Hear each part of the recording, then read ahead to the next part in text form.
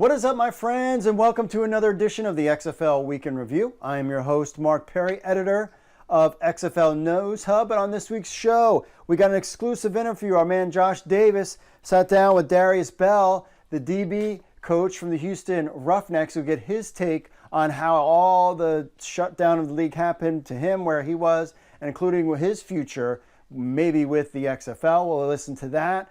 Plus, we have the XFL sale is final. Do you believe that? It is final.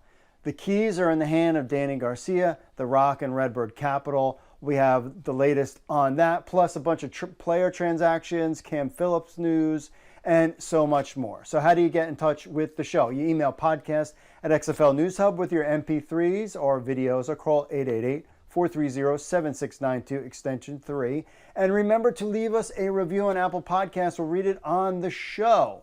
Speaking of which, we have one from I Love the XFL. Says, great show, love it, listen to it every week. Well, what a great name, I Love the XFL, because I love the XFL too. And I'm sure if you're listening to this show, you love the XFL as well. So thanks for the 5-star review, and remember, you can do that too. Just leave us a review on Apple Podcasts. It helps spread the love, spread the word on our show. No question of the week. We got a ton of social media stuff between Twitter, Facebook. I mean, we're talking hundreds of comments, suggestions, thoughts, all sorts of stuff. We break down some of them later on in the show, but we got the interview. We've got the latest on the XFL sale and so much more. So without further ado, folks, let's just get into the week that was the XFL. How are you doing, Coach Bell? I'm doing pretty good. Doing good. Good. Just to get some of the feeling about, where we were a few months ago, how did you guys find out that the league was, that the XFL was at least suspending operations before they actually closed it all down? Well, it was ridiculous, actually. I went to sleep one night right before payday, woke up on payday with a lump sum of money. I was like, well, that's quite odd. And come to find out that next day, without being told anything, the league had been, we didn't have any idea. Everything in our eyes had been said to be going to continue. And so woke up the next day and found out through myself, I found out through multiple people texting and calling me that morning who had woke up before me, concerned about what was taking place. And I was like, I don't even know what's going on. So found out through an email afterwards, letting us know that we should look to move forward because we were being laid off. Saw that there was, and most people were told via email, and I was like, that's a little cold. Yeah, we had absolutely no idea. I know I didn't. Anybody on our staff didn't. I mean, we was going to work, and we wasn't going to work at the time, but we had been told that everything was looking forward to 2021. And so everybody was kind of just, relaxing as far as the pandemic goes. Then just, I guess it was a video conference call that was made the day of as well, but I wasn't a part of that. But I heard that was a very quick process as well. So that's pretty much all I know about it. Yeah. How was it like, coaching DBs for the Roughnecks? Oh, it was a really, really good experience. The guys were really hard-working guys. They were all very similar in talent. So, I've told a lot of people it was a very challenging job from the standpoint of, travel and who was going to be playing. And we had a very even, talented group. So all in all, they were a good group of dudes. They could easily take what we were talking about onto the practice field and take it to the game. We did a good job. We led the league in interceptions and, a lot of big hits. And, we had a pretty good group. I enjoyed them. Hopefully we'll bring them back. Yeah. One thing I did notice was that Houston, if they didn't have the best, it was one of the best secondaries in the league. So hats off to you for getting those guys in shape and playing well. Afterwards, before that, I want to ask this. How different was it coaching in the XFL than it was at the college rank? You're just dealing with a much more professional level athlete. The guys are much more mature. And again, like I talked about, they did a much better job of taking things, and a much quicker job. I shouldn't say a better job. They did a quicker job of taking things that you would talk about in practice or slight tweak in the defense or game plan that you would worry about college kids kind of being able to grasp and take to the field. Those guys could do it at a much better rate. And so, that's probably one of the biggest differences as far as college to pro, outside the lack of having to recruit, obviously. So right. And so that was the biggest two differences: dealing with a much more mature athlete, and then not having to recruit, year round. I mean, it is a little bit different coaching in the XFL because a lot of those guys didn't see that league as, their final destination. A lot of them, I coached all 10 of the guys that I was coaching in the secondary for the Roughnecks. They all had NFL experience, every last one of them. And so they all saw themselves getting back to that level. So it came with different challenges from the standpoint of them all wanting to play, and from, me having to really be stern and fully focus on the guys I thought deserved it. I had a good rotation. Out of the 10 guys, we averaged playing 8 of those guys. And in some games, we played 9. And so, I did the best job I could of trying to be as fair as I could without, robbing somebody who I really thought was, some of the better players. So, all in all, it has a little bit different challenges as well, Now, if the money was, in my opinion, if the money was around the hundreds of thousands of dollars, then, some of those guys could have saw themselves, in that league. And they really, took that league, I guess, a little more seriously, serious from the standpoint of sticking around in it. Not looking, not 1 foot in, 1 foot out type situation. Yeah, I think had the league continue to go, and if it continues to go, and then, the TV continues to, do a good job with the contracts and be able to really give a good financial backing to the league, hopefully you will see some of those contracts start to be bigger and give, like you say, some of the higher-end players, more incentive to stick around and not just want to boat. But, I know it takes time and it takes some growth, and so hopefully. Yeah.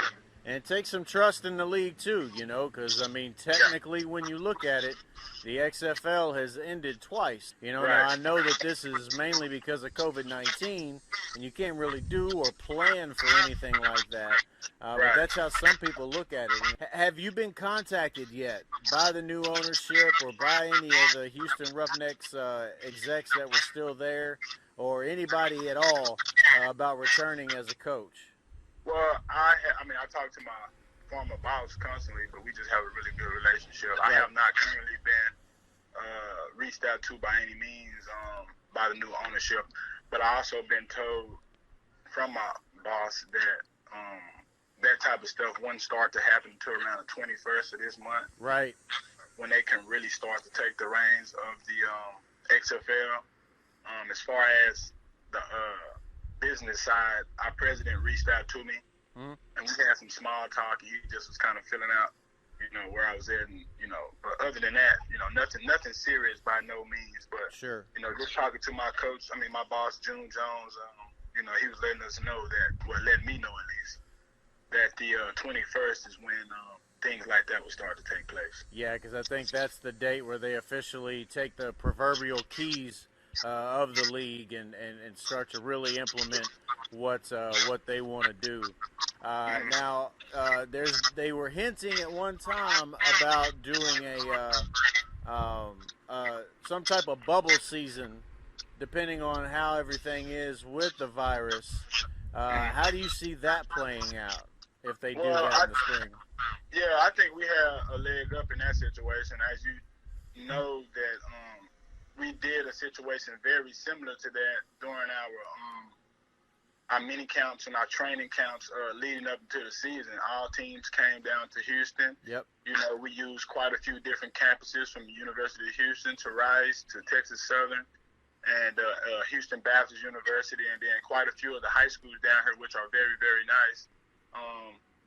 I've already read an article talking about St. Louis possibly being the same situation. And then just with this whole COVID stuff, I look at the NBA and seeing how how things are going there and how positive and all the things that they got going. I meant to say negative tests. They haven't had any. So hopefully, if we do get back going, the bubble route is probably what they'll end up going with to try to keep everybody safe and keep everybody in one location so you can kind of keep tabs and tracks on guys. And then even when you look in the NFL, you got teams like the Cowboys and the Saints that are, now in their mini camps providing hotels for their players so they don't have to go out and possibly track COVID, in the world and then bring it back to the team and or their family. So I think the bubble concept is the best way to go. And the fact that we already did something like that without really knowing. Because if you look at it with NHL and the NBA, they have proven that quarantine and masks work, because they reduced their positive tests to 0 in a matter of 6 weeks. If we want football, and I know that we want football, I think that we've got to consider these type of options.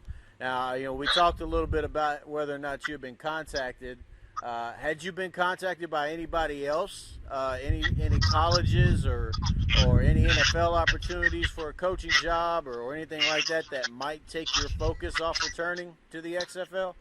Currently, no. I had an opportunity to interview for a job with the Arizona Cardinals that I didn't get, and so I was kind of hopeful about that one.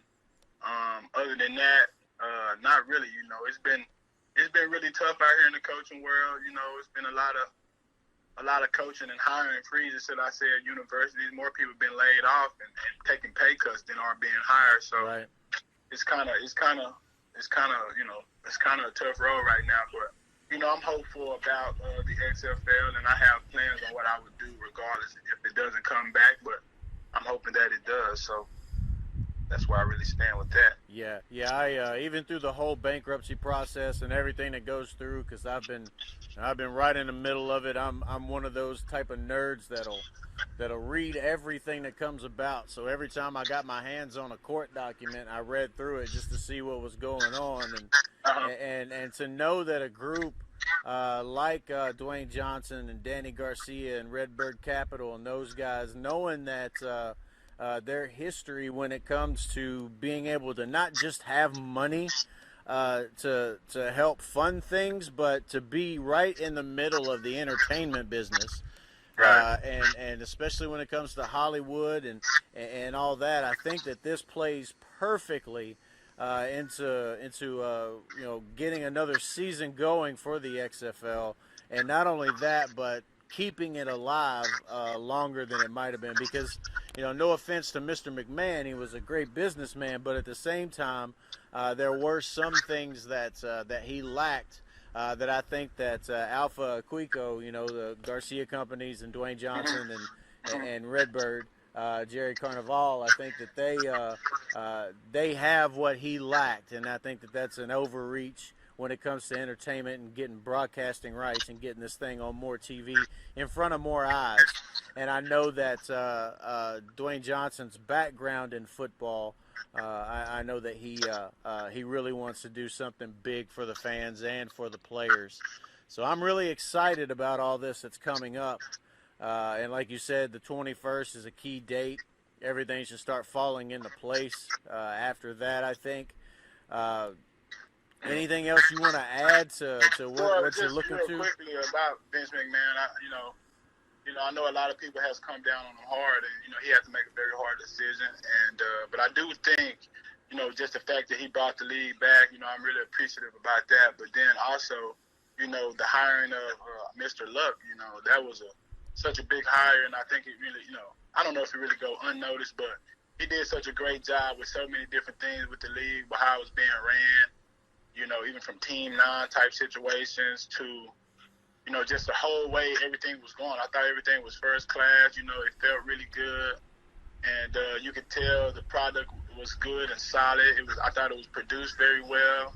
And Mr. McMahon, he was really off the scene. I think he did a good job of just handing the keys over to somebody and letting them run it. And all in all, it was great. With that being said, I am very excited about the new ownership and what he can bring to the table, that being Dwayne Johnson, his ex-wife, and those guys. And it just, I know everything he's done has been very successful from his movie ventures, and him being a former athlete is also a very exciting situation to be able to work for somebody who actually played the game as well. So, I'm looking forward to it, and hopefully, starting the 21st, we start to hear more and more positive things about the league coming about and having the 2021 season. Now, have you talked to any former players? Have you gotten any idea about any guys that didn't get NFL opportunities, and gotten any feelings about whether or not they're coming back? Yeah, I talked to a few of my guys in particular, and I know they are anxious to come back if they get the opportunity. They're hungry. I hadn't talked to many more of the guys, but those two in particular, who were both my starting two cornerbacks, I know they both would definitely be willing to come back. I think, just from the fanmanship down here in the Houston area and just in Texas too, football is very big. And I think the love that they felt from those fans, they really made those guys feel at home. One of them being from California, one of them being from the Baltimore area. They really, really felt good about playing in front of these fans. And I give all credit to those fans. They showed up every week, embraced the team that came out of nowhere and was very loud. And the more we won, and the more people that came, and I was really impressed from, even our president, Brian Michael Cooper, who really hustled and went out and, put Houston Roughnecks things around the city on trains, on buses. I just think, all in all, the league was being ran so well. It was unfortunate that the COVID came in and kind of shut us down early, but I thought our fans was great, and I know, the St. Louis fans was really, really good. I know the Seattle fans was really, really good, and I'm sure more play. Even DC had some good turnouts as well. So, again, and like you said, it's a structure that was left, so I don't think it will be rushing because they already have a lot of things in place. Just got to get it fired back up and just get it going. So hopefully so.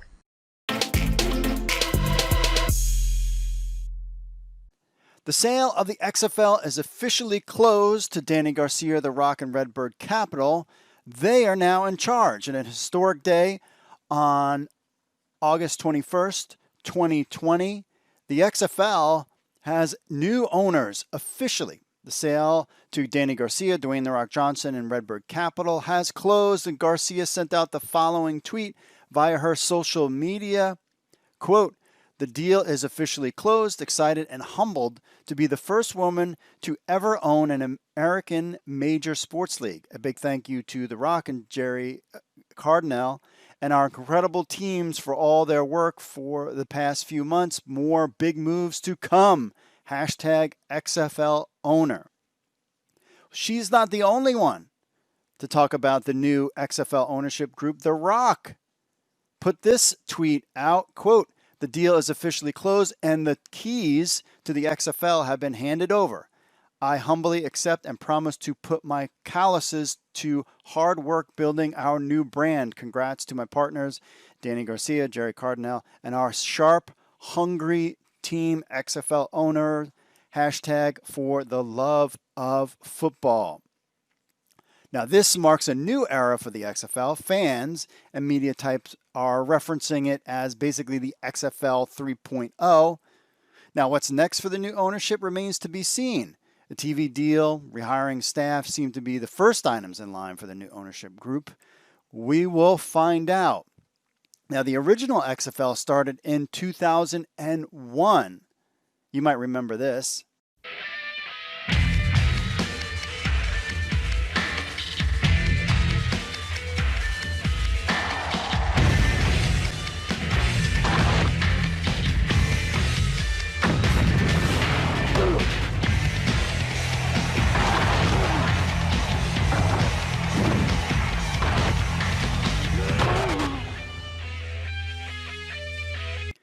Then XFL 2.0 started in January of 2018, and now we have XFL 3.0 begins August 21st, 2020.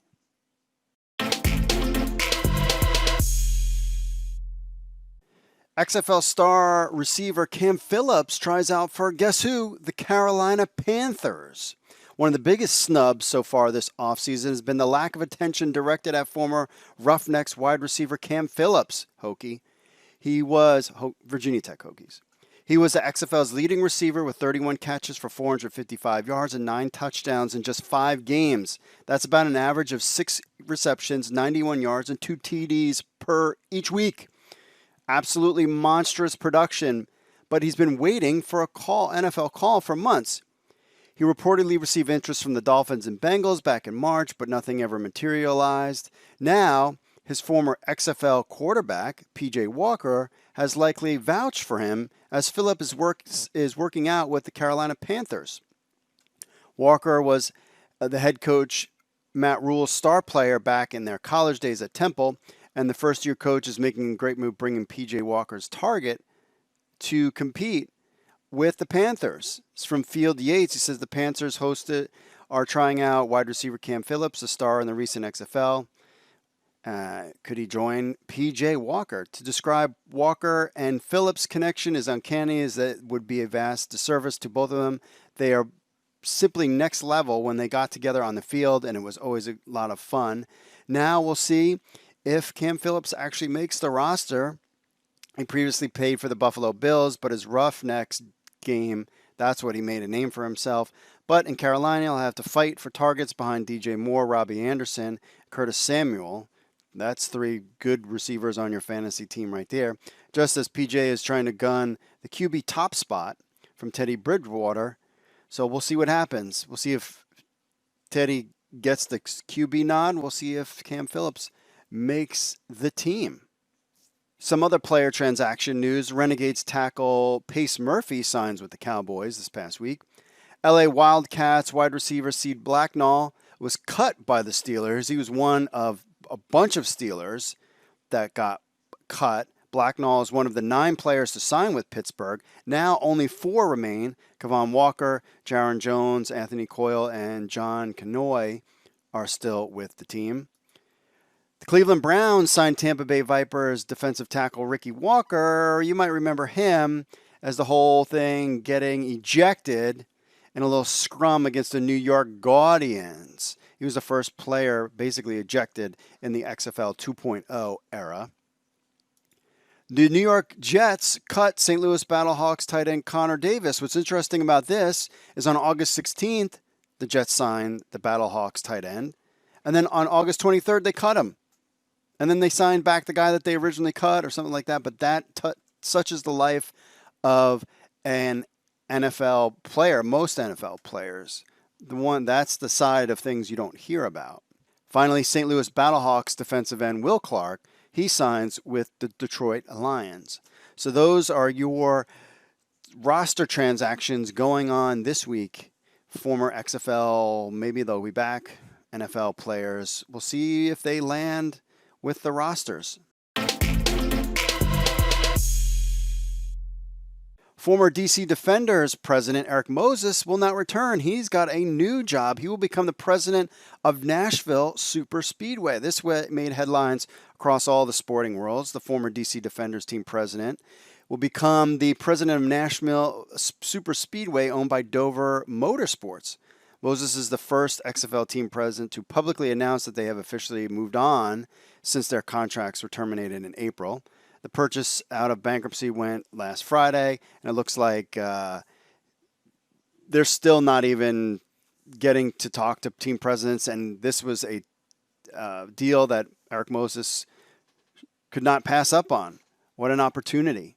And he was fired just like everybody else, so they were all looking for gigs, and we appreciate Eric Moses being on our podcast a couple of weeks ago. You can listen to that interview.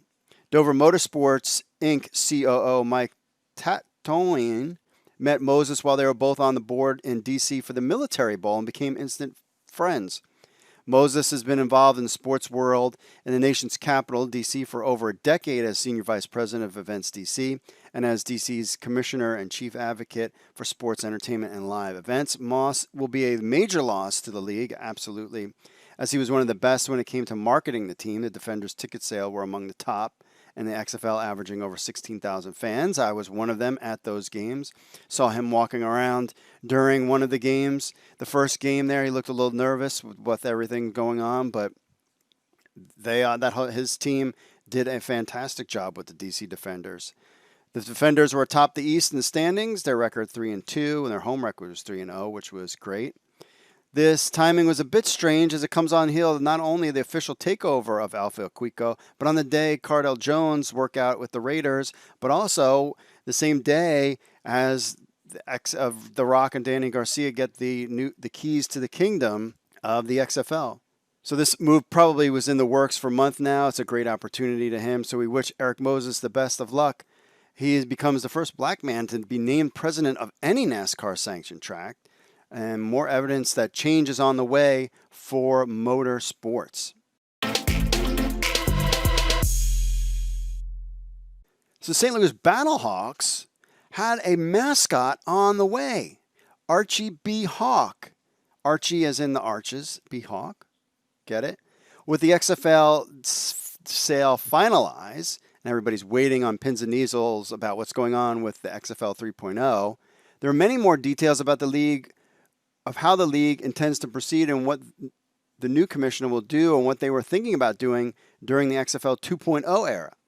Flying on the radar all this excitement was a tweet by Kurt Hunsicker, former team president of the St. Louis BattleHawks, implying that the BattleHawks had a mascot that they were going to debut had the league stayed active. Quote, 1 year ago, the XFL BattleHawks were born. In an alternate universe, we'd be introducing this guy to St. Louis today, Archie B. Hawk. I guess they were working on a mascot and they were planning on to announce him at the end of August. In the replies to Hunsicker's tweet, former director of communications and media relations with the BattleHawks hinted Archie may not have been alone.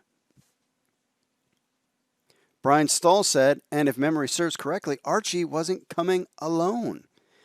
Interesting. Obviously, this news is not as significant as everything else that happened this week. Several unofficial mascots for the different teams, like the Beer Snake in DC and the Cheese Guys with the Guardians. However, this would have been an interesting something cool to add to the BattleHawks, and we'll see if The Rock, Danny Garcia, and Redbird Capital want to bring Archie and Archie's friends to the BattleHawks in the XFL 3.0 era.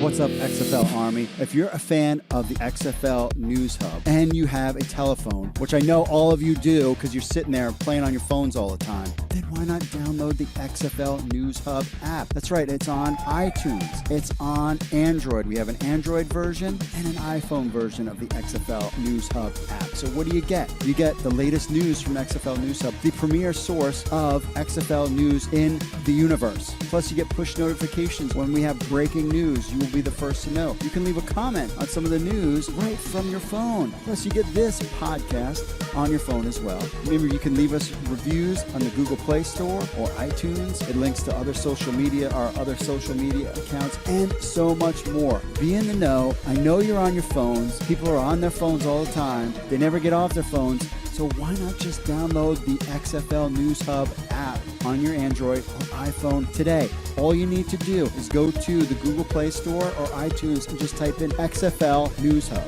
That's XFL News Hub. Download our app on your phone today.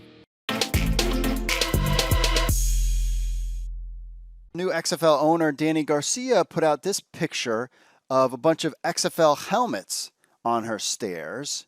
And her tweet, she posted, says, "There is a weight when you choose the big and important, and that weight is appropriate. Great things require the acceptance of great responsibility." Close quote from new owner Danny Garcia. So as we're waiting to find out more news about players, seasons, TV deals, schedules, etc., we thought we'd have some fun, and our own Matt Nagashima decided to rank the XFL helmets from best to worst. And if you agree, disagree, leave us a comment. We would love to hear from you. Make sure you subscribe on our YouTube channel as well. We'll throw all that stuff in there. Well, let's get right into it. We go from number one to the best to the worst. Number one, New York Guardians. That's right. I was actually in buying some DC Defenders discounted merch from Dick's Sporting Goods, and was in there, and I was looking at the Guardians hats, and I was like, oh, this is just so cool. Love the logo, love the color scheme. This one is definitely my favorite helmet and my one of my favorite logos in the XFL. So definitely New York Guardians at number 1. Totally agree with him on that. Number 2, Houston Roughnecks. I might not have that at 2. We'll get into the other numbers later, but still, I love the silver. The Oiler rig logo deal is great too. Very cool design. And that comes in at number 2. Number 3, I might have moved the BattleHawks up to number 2. But number 3, he's got the St. Louis BattleHawks. Of course, we know everything about the logo. You flip it upside down, STL, etc. That's on the logo. That's on the helmet. Love the blue and the silver and the white. All works for me. BattleHawks at number 3. Renegades at number 4. Really like that guy with the mask, which how apropos right now with everything going on. So he's got his face covering, which is good. He's very responsible logo in the current climate. That's at number 4, and I like the colors in that one as well. Number 5, Dragons. I love the dragon on the side. Not really sure if I'm the orange or whatever, but it's definitely unique and cool looking. Dragons, Seattle Dragons come in at number 5 with ranking the helmets. Now we start getting below, on the bottom of the list. Vipers. It's probably my least favorite of the logos, but the Vipers helmet, still cool with the different shades of green. It's unique and different. I don't have a problem with that. I wasn't really excited about the logo there, but beggars can't. I mean, hey, we're just throwing it out there. No big deal. LA Wildcats. I probably would have moved the Wildcats up. They're in at number 7. Just the kind of LA and the black and the different red stripes and the orange. I'm fine with it too at number 7. And then at number 8, DC Defenders. I'd have to agree with him there. It's just kind of red and white but I mean, that's a kind of a thing in DC with the colors and the little logo on the side. Not as exciting as the others. But again, when all the XFL logos came out, I don't really have a problem with any of them. And I really like the color schemes. They pop and it's cool and they're all look good. So I'm happy about it. Compared to the AAF, are you kidding me? So leave us a comment. What do you think? Rank your favorite XFL helmets from best to worst. All right, we have a ton of social media stuff between Facebook, Twitter, Instagram, the whole deal. So we just we'll condense it real quick, get a couple of good takes in there. First, what would a Vince McMahon XFL look like if he kept the league? One of the articles we wrote this past week. Roughnecks Steeler says, to be honest, since COVID-19 caused the folding, I think the XFL would have had a great success even with Mr. McMahon as the owner. I mean, XFL 2.0 was great. Wouldn't you agree? Absolutely. The only thing that bothers me is that Vince gave up so quickly. I thought he was ready to invest $500 million to keep it alive. Well, we thought that too. Everybody thought that too, and that's why we were really surprised. Now, I will say this. If Vince McMahon would have kept the XFL and furloughed everybody, he could have finished the season in October with no college football. That would have been huge for the league. I agree. I feel like he jumped the gun when he unloaded this league too quickly, especially with that. I mean, everything was uncertain, but it could be really bad or it could be really good. It was just very confusing. Very confusing. And I think the main thing he was worried about was the WWE business, which seems to be doing okay. He wanted out. Everybody was shocked by that. And I think they could have started a season. They could have, by August, beginning of August or July, based on how things were flushing out and everybody canceling the college football season, they could have been like, hey, let's finish our season and go to the TV partners. Yes, but at the same time, there's a lot of economics involved in it, ticket sales, and they could have finished it in a bubble. Who knows? But we're here, and we're thankful that we have The Rock and Danny Garcia as our new owners doing the ship. LA Wildcats say Blacknall got cut. Michael Freeman says, how the hell does Cam Phillips not have a job? Yeah, the fact that he just got a tryout is staggering to me. You telling me that game tape matters and game stuff matters? I'm sure they're like, oh, well, he was just a product of the environment of June Jones, and that could very well be. But still, I was really stunned that he was not going to land on a team. So I agree with you on that one. About ranking the helmets. Steelers fan. Let's see what he's got. I love them all, but I had to decide. So here we go. Roughnecks Steeler. He's got 1 Roughnecks, 2 BattleHawks, Guardians, Dragons, Renegades, Wildcats, Vipers, Defenders. Angel Duran says Guardians, Defenders. Really? BattleHawks, Roughnecks, Renegades, Wildcats, Dragons, Vipers. That's 1 through 8. And Michael Freeman says Vipers 1, Dragons 2. Interesting take on that. What to expect from the XFL in the next 3 months? William Hall says it sounds like they may have a good plan in place and are taking baby steps to make sure when they start playing it again will be as good as it was for the shortened season. Jill says starting by bringing back the players who were playing. Tony Little says sign Tim Tebow, Johnny Manziel. Yeah, that's not happening. I'll tell you what is happening.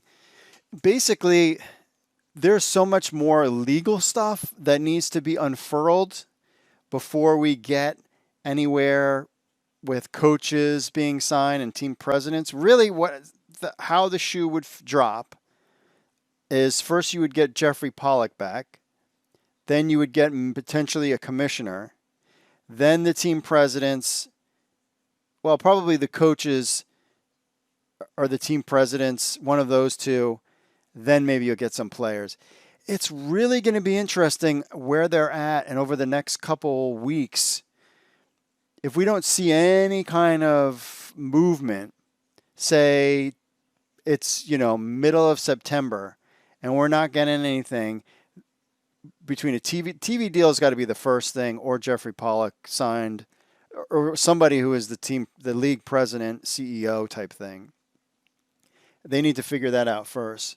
But if they don't have something in place as like a TV deal or something by mid-September, now I'm a little concerned, because what are you going to do about a draft? And then training camp for the XFL starts sometime in the end of December-ish. Or remember they had a training camp in November? Like, time is running out. Now, they built it in that they could do a bubble and that they could do a season. They needed to get the sale done by August, end of August. They did it. Now we're just going to have to kind of wait and see what happens. So those are going to be the telling signs that you need to look out for.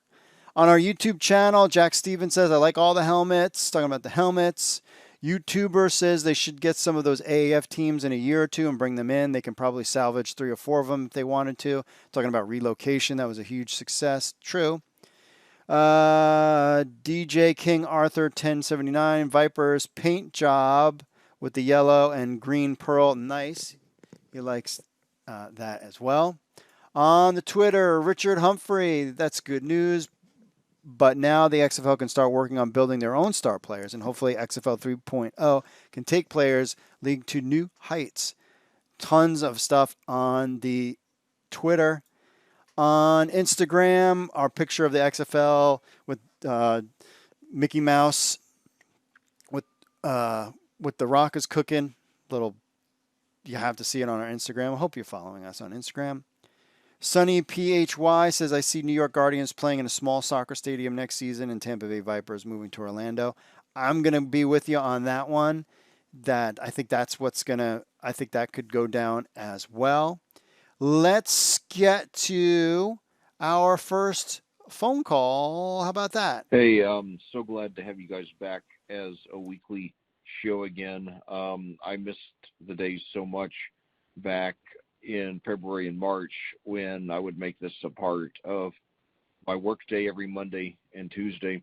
And anyway, I'm excited about the new ownership. I think the Rock and Company are going to do a great job. I think they're going to be committed to the league for the long term. And I have a lot of different things I want to say, and rather than trying to squeeze them all into one call, I'll probably call about once a week over the next few weeks, making one point at a time.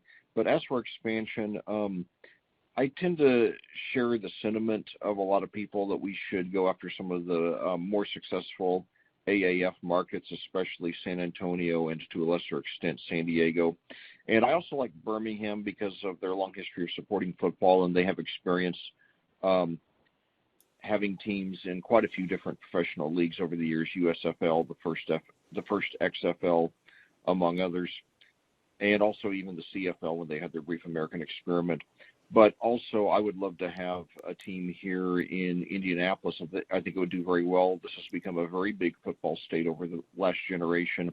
And the Colts Pacers, as well as the Indianapolis Motor Speedway, have all burned some bridges here in the community over the last couple of years. So I think a team, I think an XFL team during the spring would go over very well and get a lot of support. So, and we have the facilities without any problems. So anyway, that's all for this week, but I will call again soon and look forward to continuing to listen every Monday or Tuesday. So thanks for all you do to promote the XFL. Bye-bye. All right. Thank you. I think Birmingham definitely would be a spot. They definitely made a case, especially if you heard our podcast last week, or show. San Diego, probably. I know some people have talked about Oakland, but there's a lot of markets. Remember, from the beginning, the XFL did not target the markets because when they started picking cities, the AAF still existed. The AAF is gone. That changes the whole thing. I really think Vipers will move to Orlando. Dallas is not going anywhere. I don't know what you people keep. That is not happening. Dallas is staying put. New York is the question mark. Maybe, but when they decide to do some expansion teams, I would be stunned if they didn't have one or two AAF teams in the mix there. I mean, not the team names itself, but those cities. It wouldn't surprise me if they were to add two. Let's just say not this year. I would say maybe not even next year. Probably maybe year 3. I could see them being AAF cities. Yeah, no doubt. Thanks for the phone call, and we're glad to be back. We are glad to be back. All right, another phone call. Hello, my name is Ruben, Compton, California, second-time caller. I'm a big fan of the CFL as well. With the CFL pretty much canceling their season due to COVID and also due to finances, what are your thoughts of The Rock and his team purchasing the XFL possibly? What are your thoughts on a merger? What are your thoughts on exhibition games, XFL versus CFL? Again, I'm just a huge Argos fan and a Wildcats fan, and just this whole pandemic has me thinking. Thanks. All right. Thanks for the phone call. Man, I don't think. Well, so first, when the XFL whole thing went down, we were very concerned, and I was like, all right, what direction are we going to go? Maybe we try the CFL. And I'm glad to hear that there's CFL fans in the U.S. And I was going to do Hamilton Tiger Cats was going to be my team, but then I saw like the rules and the field, and it's like, wait, they only do 3 downs, and the field is different. So I don't think you'll ever get an exhibition. Again, you're going to talk money, and I mean, maybe you could, but honestly, is that in a CFL, XFL game, is that going to benefit the XFL at all? And I would say no. If anybody, it would benefit potentially the CFL. I know some people like Randy Ambrose, the CFL guy who's in charge. I think their whole thing has been a complete it's been losing money when the season was normal. So I don't know what's going on with the CFL up there, and I wonder if it's got the legs to last. I know some of the CFL players were like, oh, there's no way I would play in the XFL, but now the XFL might really be a pro option B to the NFL where the CFL was.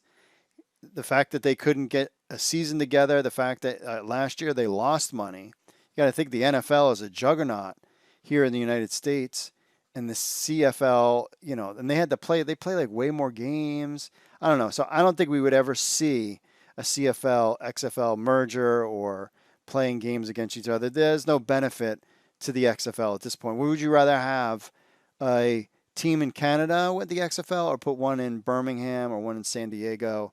Maybe one day, let's say year 5 or 6, they decide to stick a team in Canada. That would be interesting, but I just don't see it. But thanks for the phone call, as always. We'll get to our email. It says, hey, yes, please get Birmingham Iron back. It's much closer to South Carolina, easy to drive to be part of the XFL.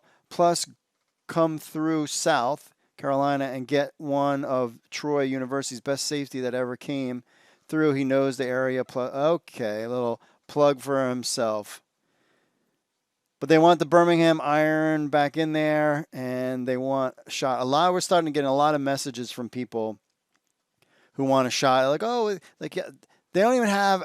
There's no employees at the XFL right now, so don't ask about tryouts or people send us their footage, which is great, and market yourself. But we're really not the people to ask that kind of stuff. Got to be patient. Everybody's got to hold your horses. They just got the keys, not even a week. Let's just see how things play out. They need some staff. They need some planning.